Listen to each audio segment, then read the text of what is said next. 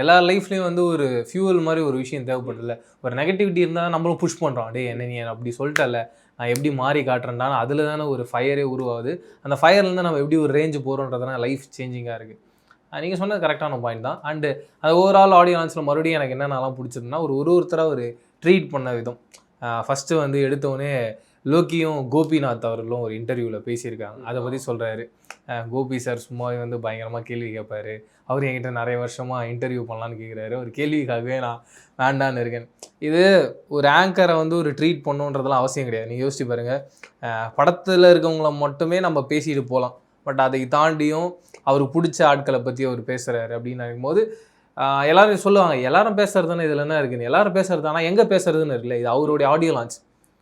அங்கே அதை பேசணும்னு அவசியம் கிடையாது. அங்கே அதை பேசுனது எனக்கு ரொம்ப பிடிச்சிருந்தது. அதே மாதிரி பர்டிகுலராக ஒரு டெலிவிஷன் சேனலோட ஒரு ஷோவை எடுத்து நீயா நானான்ற அட்ரஸ் பண்ணி இந்த பக்கம் 30 பேர், இந்த பக்கம் 30 பேர், அந்த 30 பேர் 60 பேரோட மைண்டையும் நான் புரிஞ்சுட்டு கோபி அவர் பேசுகிறது வந்து ரொம்ப சிறந்ததாக இருக்குது. இப்போது லோகேஷ் கனகராஜ் கூட பண்ண இன்டர்வியூ கூட நான் வந்து உக்காந்து பார்த்தேன், படுத்தது பார்த்தேன், என்னால் முடியல, அப்புறம் தூங்கிட்டேனே அவர் சொல்லிட்டார்.